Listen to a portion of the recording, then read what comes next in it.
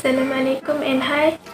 First of all, before I started with my point, I will introduce my name, introduce myself. I'm Farhana binti Hilmi. My metric number is #208117. My first point about group or level in group pyramid. First of all, a healthy and balanced diet should include a variety of choice from each of the following. The four of group, namely vegetable and fruit, carbohydrate, protein and fats. The Malaysian Food Pyramid 2020 is reconstructed, taking into consideration the numbers of serving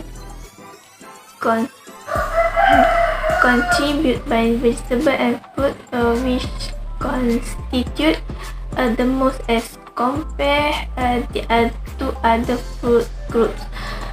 There are many types of vegetables that are often classified based on their edible part, mainly leaves, stems, roots, flowers, and fruits. Vegetables, together with vegetable, fruit are now placed at the base on the Malaysia Food Pyramid 2020. The Malaysian Food Pyramid 2020 differs from previous food pyramid in which vegetable and fruits group from the base of the new, replacing the carbohydrate food groups. The second level is carbohydrate. Carbohydrate is recommended to consume at least half from the total serving size of the cereal and cereal-based products in form the whole grains. Whole grains contain entire camel, including the endosperm, brain, and germ. Refined grains differ from the whole grains in that the brain and germ are removed, whereby essential components such as dietary fiber, iron, vitamin B, and other nutrients. And then the place in third level of the Malaysian Food Pyramid 2020, protein food provide a wide variety of other nutrients including iron, zinc, iodine, and vitamin B and essential fatty acid, and among us.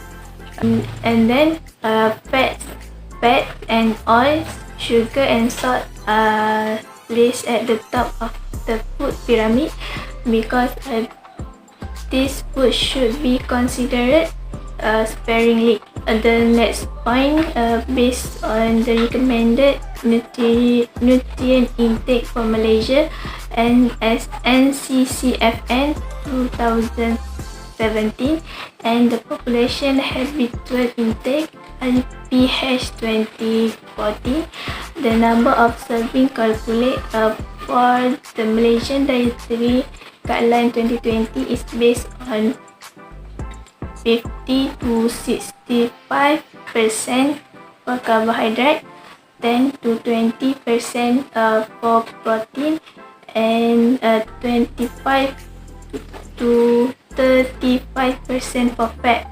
One serving of food in this food group contains 30 grams of carbohydrate, 4 grams of it is recommended to have one serving of fish daily, whereby one serving contains 14 grams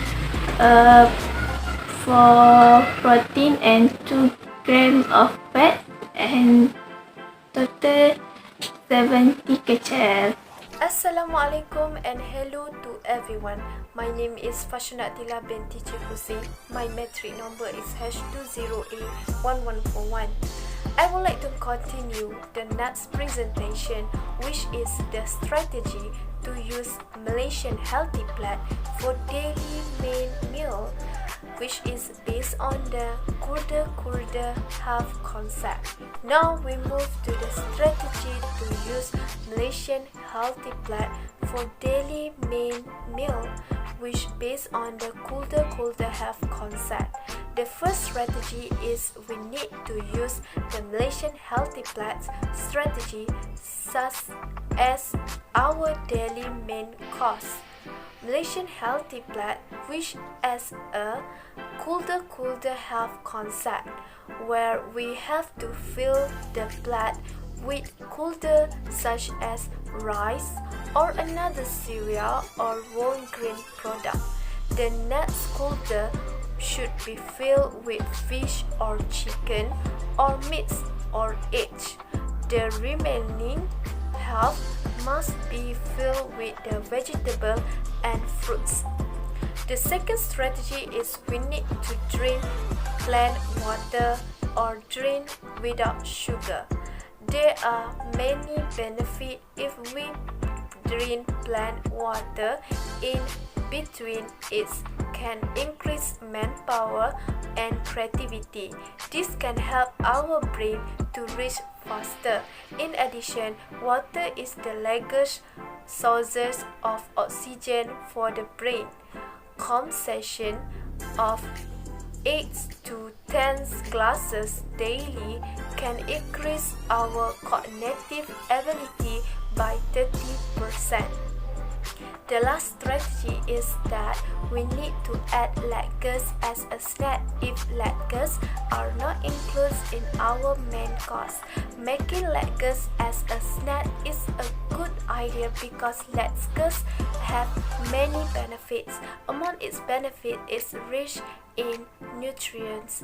Most lettuce are high in folates, irons, and magnesium.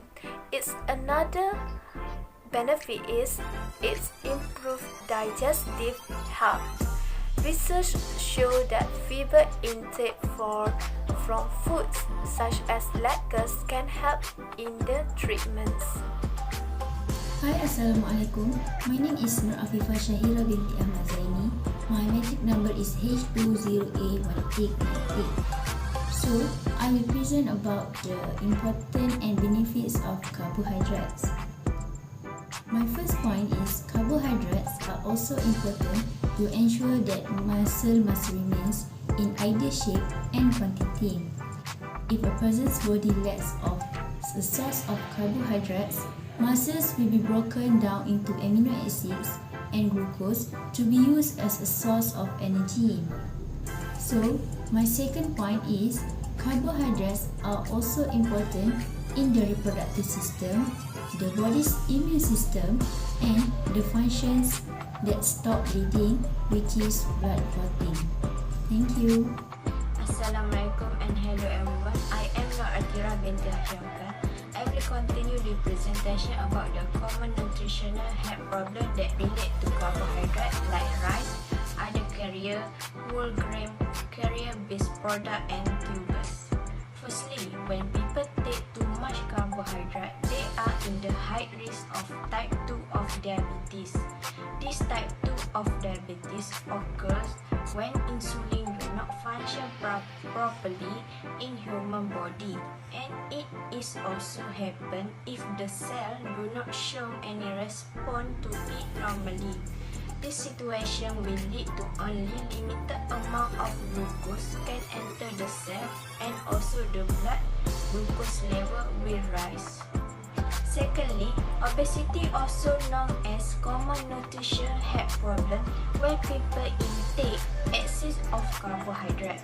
Obesity happens when people take too much food that contains whole grains such as oat, rice, barley, and so on. Obesity can happen to all of us if we do not choose to eat unhealthy food.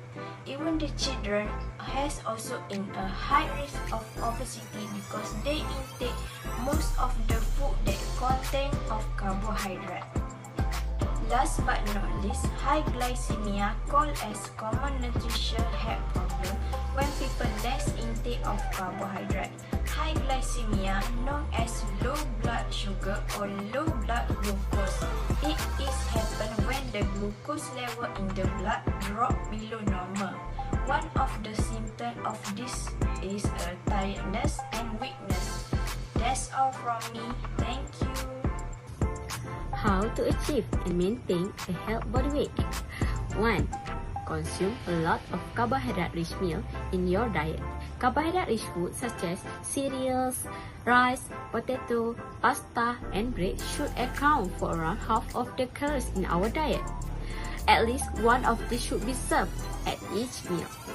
Fiber intake will increase by eating whole grain meals such as whole grain, bread, pasta, and cereal. Drink a lot of water.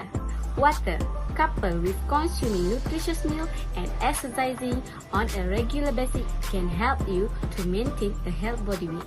How can you physically active on every day? Sit less, more move. The Department of Health and Human Services recommend the following exercise guideline for most healthy adults. Aerobic exercise. Aim for at least 150 minutes of moderate aerobic activity or 75 minutes of strong aerobic activity each week or combination of both. What is the healthiest method to cook nutritious food at home? Make use of the microwave. The greatest nutrients are retained when food is prepared in a light manner. As a result, steaming or heating it up with little water can add to maintain nutrients. You may also pre-cook meat, fish, and poultry in a steamer or microwave before finishing it on the grill. Tips to choose healthier options when eating out. Choose the whole grain wherever possible. Whole grains such as quinoa, brown rice, barley, and oats should be included in meals. On request, many restaurants now provide whole wheat or whole grain buns, tortilla bread, spaghetti, or pizza crust. 2. Request additional veggies. Request extra veggie topping on breads, burger, pizza, and sandwich for added fiber. Side of fresh green salad or cooked veggies are recommended. Vegetable can be used in place of rice. Conclusion. Carbohydrates are the basic of our diet. This carbohydrate is our diets can be less refined or more refined. Refining decrease micronutrition and fiber.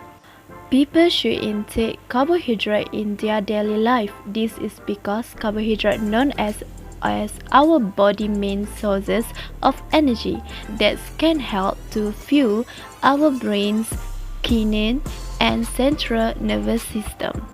Meanwhile, if people are low carbohydrate diet, it can lead to a lower fiber intake, which can increase the risk of the constipation, negatively impact the microorganisms which live in the gut, and contribute to an increased risk of the blood cancer.